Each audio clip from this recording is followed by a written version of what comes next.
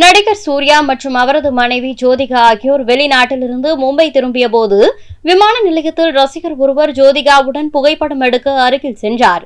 ஆனால் அவரை கண்ட ஜோதிகா பயந்து அங்கிருந்து ஓடும் வீடியோ காட்சிகள் சமூக வலைதளங்களில் வெளியாகி வைரலாகி வருகிறது. இந்த வீடியோ அவரின் ரசிகர்களை கடும் அதிருப்தியடைய வைத்துள்ளது.